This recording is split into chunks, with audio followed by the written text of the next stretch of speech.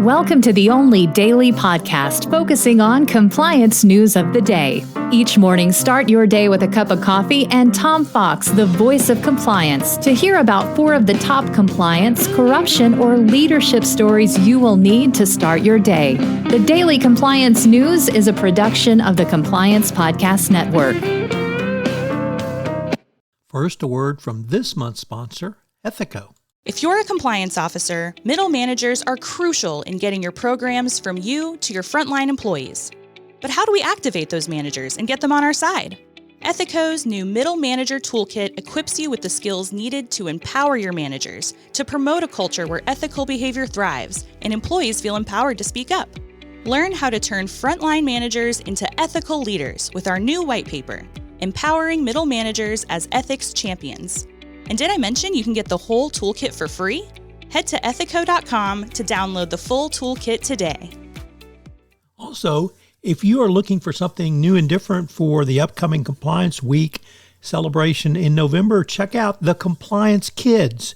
It's my 3-book children's series on compliance and compliance professionals for children.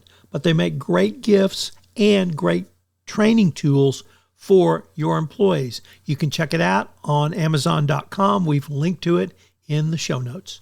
The Daily Compliance News for October 23rd, 2024. The Fired for Multitasking edition. Yes, EY has fired dozens of U.S. staff for what the firm called cheating on professional training courses. Why? Because they were taking them at once. The dismissals took place after an investigation found that employees had attended more than one online training course at the same time. This sparked an internal debate at the firm on business ethics and the limits of multitasking.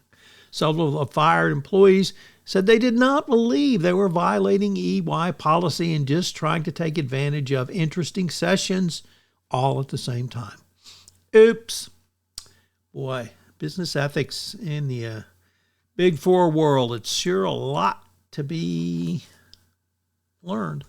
Next up, the first of 2 stories actually from first-time contributors to the Daily Compliance News.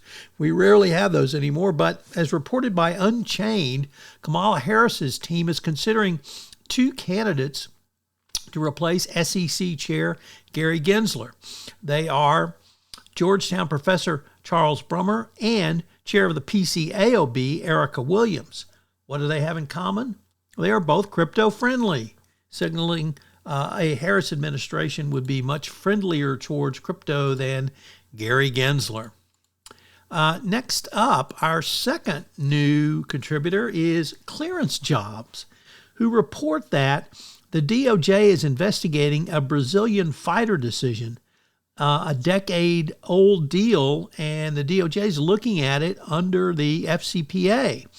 And this is a probe about the country of Brazil's selection of the Saab JAS-39 Gripen fighter over the Boeing FA-18EF Super Hornet, and whether there was bribery and corruption involved in this decision in Brazil. Not clear what the jurisdiction might be, but interesting the DOJ is investigating. And finally, it's finally come to happen. Former Abercrombie & Fitch CEO Mike Jeffries has been arrested for sex trafficking. This was a huge story when it broke that Jeffries is alleged to have had massive and multiple sex parties where he coerced male models into having sex and indeed trafficked them. How far this went up and down Abercrombie & Fitch is still an open question. But when your CEO is alleged to have been engaged in sex trafficking, you have to wonder, where was everybody else? As I mentioned at the start of this podcast, the sponsor for the entire Compliance Podcast Network is Ethico. Well, Ethico has a great new offering this month for you, a toolkit for middle managers. This is something that you, as the compliance professional, can use to move your compliance program forward by giving middle managers the skills necessary to answer a call for speak up or when someone comes in their office and raises a concern. I can't think of a tool that will be more valuable for you in the current era of enforcement. The Daily Compliance News is a production of the Compliance Podcast Network and a proud member of C-Suite Radio. Thanks so much for listening. I hope you'll join me again tomorrow.